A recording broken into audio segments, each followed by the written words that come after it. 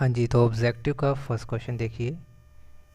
Figure shows some of the electric field lines corresponding to an electric field. The figure suggests that. तो आपके पास electric fields का electric field line draw किया गया है। यहाँ पे आपको बताना है इन चार ऑप्शंस में से कि कौन सी बात ठीक है। ठीक है, तो सबसे पहले पता कर लेते हैं इलेक्ट्रिक फील्ड लाइंस के बारे में कुछ कुछ। देखिए, इलेक्ट्रिक फील्ड लाइंस जैसे आप पैरेलली ड्रॉ कर रहे हैं, मान लीजिए तो ये पास पास है। अगर दूर दूर आपने ड्रॉ किया, अभी मत सोचना कि लेंथ बड़ी है छोटी है, ये नहीं कह रहा हूँ, ठीक है। मैं बड़ा कर लेता हूँ इसको, ठीक है।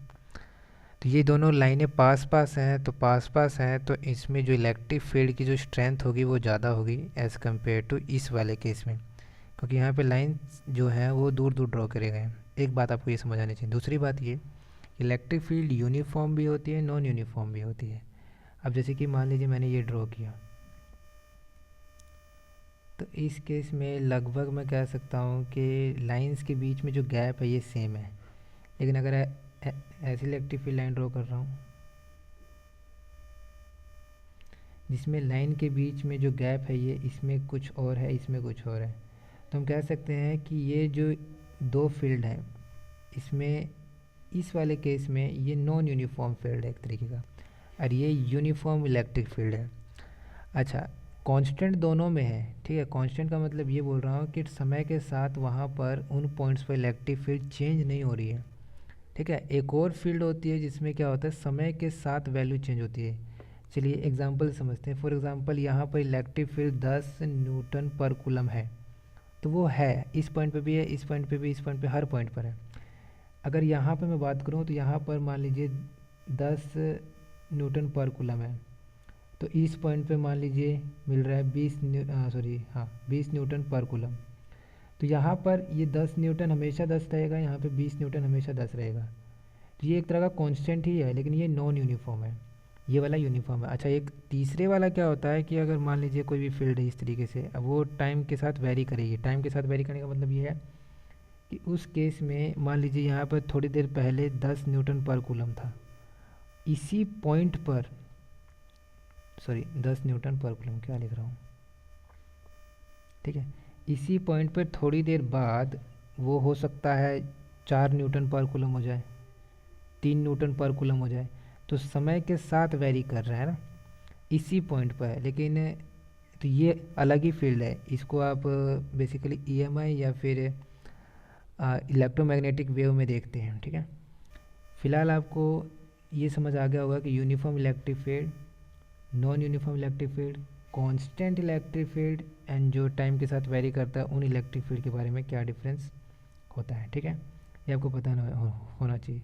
तो मेन बात है आपको ये याद करनी है, दूर दूर अगर इलेक्ट्रिक फील्ड लाइन से तो स्ट्रेंथ कम होगी, पास पास इलेक्ट्रिक फील्ड लाइन से तो स्ट्रेंथ ज़्यादा होगी।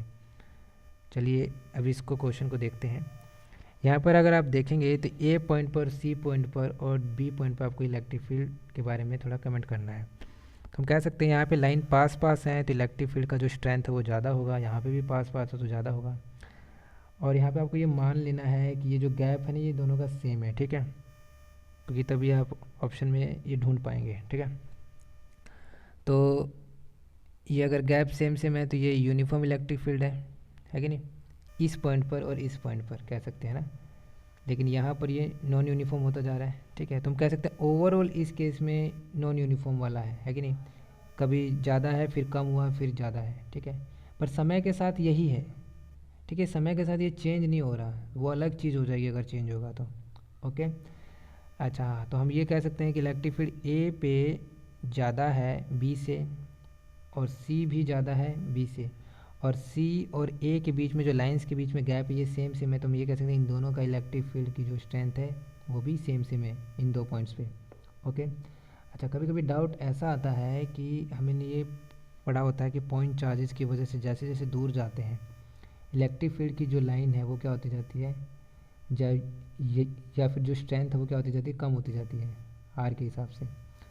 तो ये वाला फॉर्मूला होता है।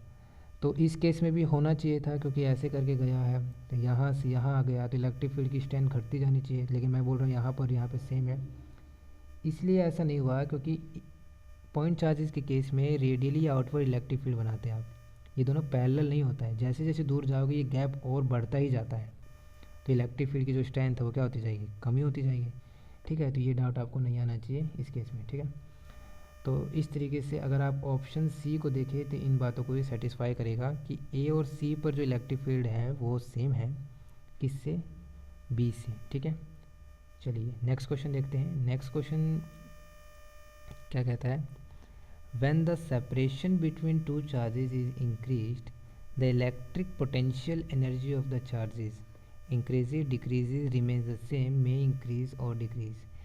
तो आप दो चार्जेस को अगर सेपरेट करते हैं तो इनका इलेक्ट्रिक पोटेंशियल एनर्जी क्या होगा, घटेगा, बढ़ेगा या सेम रहेगा, या फिर इंक्रीज भी हो सकता है और घट भी सकता है। ठीक है ना, तो देखिए मान लीजिए आपके पास दो चार्जेस हैं Q1 एंड Q2, इनके बीच का सेपरेशन मान लीजिए R है, तो पोटेंशियल एनर्जी का फॉर्मूला लिखते हैं तो क्या लिखते हैं, K Q1 Q2 bye R।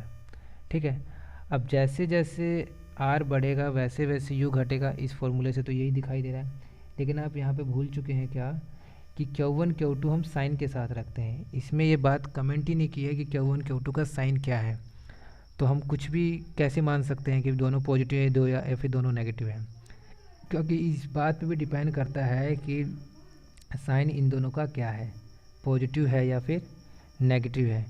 क्योंकि मान लीजिए कि इसमें Q2 वाली जो वैल्यू है वो नेगेटिव है, ये नेगेटिव है, तो पोटेंशियल एनर्जी क्या हो जाएगा आपका, नेगेटिव में आएगा, तो नेगेटिव में आएगा तो कम हुआ ना, लेकिन जैसे ही R बढ़ेगा, सेपरेशन बढ़ेगा, अगर ये नेगेटिव है, जैसे ही R बढ़ेगा तो नेगेटिव में, जैसे नंबर लाइन में अगर देखें तो मान लीजिए यहाँ पर है आप, तो जैसे जैसे इधर आएंगे ज़ीरो की तरफ आएंगे तो वैल्यू जो है वो इंक्रीज़ होती जाएगी, वैसे यहाँ पर जैसे जैसे R बढ़ेगा ये नेगेटिव की जो वैल्यू है ये कम होती जाएगी, मतलब ज़ीरो की तरफ आएगी तो पोटेंशियल एनर्जी क्या होगा, बढ़ेगा।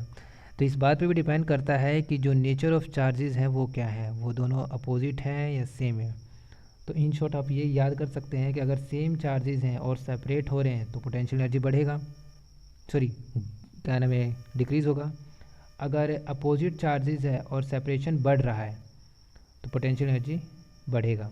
ठीक है, जैसे कि अगर ये पॉजिटिव पॉजिटिव होता तो पोटेंशियल एनर्जी घटता, दूर दूर जाते, तो अगर नेगेटिव नेगेटिव होता तो भी पोटेंशियल एनर्जी घटता, लेकिन अगर एक पॉजिटिव है और एक नेगेटिव है तो पोटेंशियल एनर्जी आपका बढ़ेगा।